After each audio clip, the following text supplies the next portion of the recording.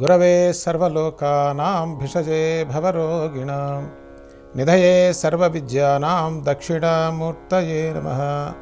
శ్రీ సచ్చిదానంద సమర్థ సద్గురు సాయినాథ్ మహారాజ్ కి జై. జై సాయినాథ్. జీవన సత్యం సాయితత్వం కార్యక్రమానికి స్వాగతం. వెళ్ళి పెద్ద ఆయన దగ్గర, పెద్ద ఆయన నీ పేరేంటి అన్నాడు. నా పేరు ఏదో చెప్పాడు ఆయన, రామదాసో ఏదో దాసో చెప్పుంటాడు.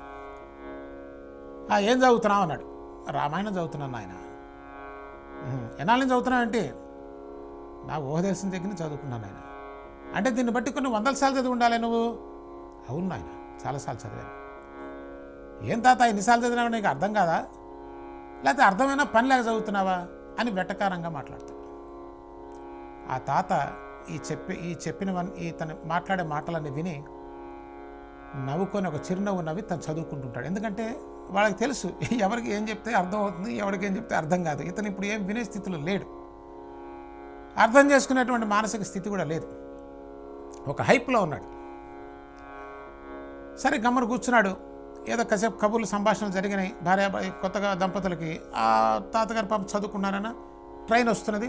ఆ పుస్తకం మూసేశాడు, రామాయణం మూసేసి ఆ సంచి తీసుకున్నాడు, లోపలికి ఎక్కి కూర్చున్నాడు. సరే ఈయన ఈ నవదంపతులు ఉన్నారుగా, ఈ నవదంపతులు అంటే మీరు ఊహించండి ఎంత సామాన్ ఉంటుంది. పెళ్ళైంది, పెట్ట బేడ ఇదంతా ఉంది. ఈ టకటక ఈయన మెట్లు ఎక్కేశాడు, ఆ సామాన్ తీసుకుంటున్నాడు, ఈమె అందిస్తున్నది, పక్కన చుట్టాలు పక్కాలంతా ఇస్తున్నారు. ఈలోపు రైలు బయలుదేరింది. స్లోగా బయలుదేరి ముందుకెళ్తుంది. భార్య కిందే ఉంది. అయ్యో ఈ సామాన్ అంతా ఎక్కించాను, మా ఆవిడ ఎక్కలేదని గబగబా ఏం చేశాడు, వెళ్ళి ఆ చైన్ లాగాడు. ఈ లాగంగానే ఏమవుతుందండి, వస్తాడు గార్డు వస్తాడు. ఏ బోగిలో లాగారు, ఎవరు లాగారు, నాన్ సెన్స్, అసలే లేట్ అయ్యేది, టైం బయలుదేరటం. ఈ పక్కన తొందరగా వెళ్ళవలసినంత కూడా ఏమైనా తలకాలేదా, ఎట్లెక్కించాలో తెలీదా, అది ఇదని చెడామడ తిడుతున్నారు వాడిని. కాస్త చిన్నబోయాడు. ఇందాక జరిగిందో కాస్త గొప్పగా మాట్లాడాడు. నలుగురు 4 తిట్టేసరికి కొంచెం చిన్నబోయాడు. సరే వెళ్ళి కూర్చున్నాడు. ఎక్కడ, ఆ తాతగారు పక్కన కూర్చున్నారు, అదే బెంచ్ మీద కూర్చున్నారు. భార్య భర్తలు కూర్చున్నారు, వాళ్ళ బంధువులు అంతా ఎక్కించారు. అయిపోయింది, ట్రైన్ స్టార్ట్ అయింది. వీళ్ళందరూ తలా ఒక మాట మాట్లాడేసరికి కొంచెం మనసులో బాధపడ్డాడు, చిన్నబోయాడు. చూడండి, మన నలుగురిలో ఉన్నప్పుడు ఎవరైనా మన గురించి తక్కువగా మాట్లాడితే మనం ఎవరితో మాట్లాడలేం, మనం మొహం చూపించుకోలేం. మరి ఎవరితో మాట్లాడతామంటే కామ్గా న్యూట్రల్గా ఉన్న వాళ్ళతో, ఏం సార్ బాగున్నారా, ఏ ఊరండి, ఎక్కడి నుంచి వచ్చారని మనం మాట కలుపుతాం. ఎందుకంటే మానవుడు సంఘజీవి. అలాగే వీళ్ళందరూ ఏదో మాట అన్నారు, కానీ పాపం ఆ తాతగారు ఏం పట్టించుకోవాలి. మళ్ళీ పుస్తకం తీసి ఆయన రైల్లో చదువుకుంటూ ఉన్నారు. ఇతనే వెళ్ళాడు. వెళ్ళి, తాతగారు నేను ఇందాక ఏమన్నా మీ మనసు కష్టపట్టి మాట్లాడానా, ఏమనుకోకండి అని అతనితో ఒక మాట కలిపాడు. తాతగారు అన్నారు, ఆ పుస్తకం మూసి, నాయనా నువ్వు కానీ రామాయణం చదివి ఉంటే ఈ సమస్య నీకు వచ్చేది కాదు అన్నాడు. ఇది మరీ ఘోరంగా ఉంది దీనికి. వాళ్ళు తిట్టిన తిట్ల కన్నా కూడా ఈయన ఎత్తి పొడిచినట్టుగా నువ్వు రామాయణం చదవటమే నీకు పని అని అన్నటువంటి వ్యక్తిని ఈ సమస్యల్లో ఉన్నప్పుడు మాట్లాడాడు కదా, అది అలుసుగా తీసుకొని నువ్వు రామాయణం చదువుంటే ఈ సమస్య వచ్చేది కాదంటున్నాడే, ఏమి ఇలా మాట్లాడుతున్నారు అని ఇంకా బాధపడతాడు. లేదు నాయన, నిన్ను బాధ పెట్టాలని చెప్పలేదు, నిజమే చెప్తున్నా నేను. అప్పుడు అడిగాడు, తాతగారు ఈ రామాయణం చదవడానికి నేను ఈ బాధపడటానికి ఏమైనా సంబంధం ఉందా అండి, మీరు ఏం చెప్తున్నారు అన్నాడు. లేదు నాయన, రామాయణంలో భార్యాభర్తలు ప్రయాణం చేసేటప్పుడు గుహుడు యొక్క బోట్ ఎక్కుతారు.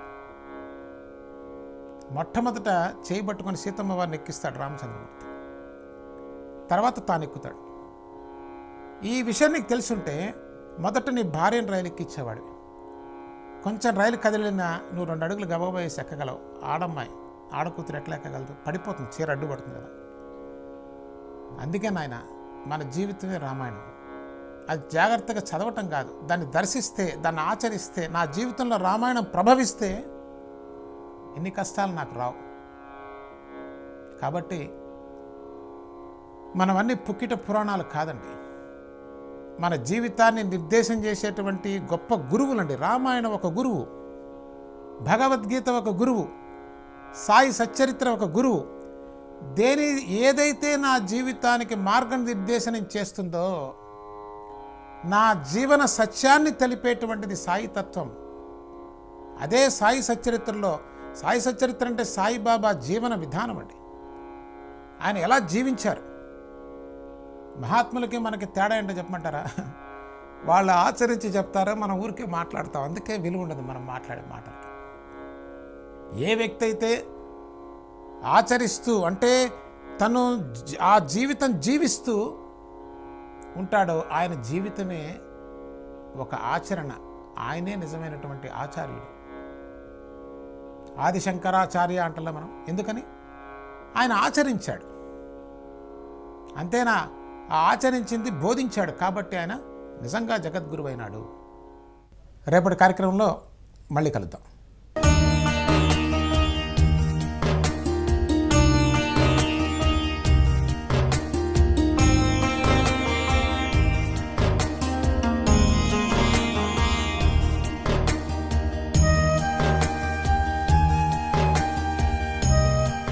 స్వతంత్ర భక్తి యూట్యూబ్ ఛానల్ ని సపోర్ట్ చేయండి. మీకు ఈ వీడియో నచ్చితే లైక్ చేయండి, మీ స్నేహితులకు శ్రేయోభిలాషులకు షేర్ చేయండి, మీ అభిప్రాయాలను కామెంట్ చేయండి. సబ్స్క్రైబ్ చేయడం మాత్రం మర్చిపోకండి. మరిన్ని వీడియోల కోసం బెల్ సింబల్ ని ప్రెస్ చేయండి. స్వతంత్ర భక్తి ఛానల్ ప్రేక్షకులకు ధన్యవాదాలు. స్వతంత్ర భక్తి YouTube channel. Please like, share and subscribe.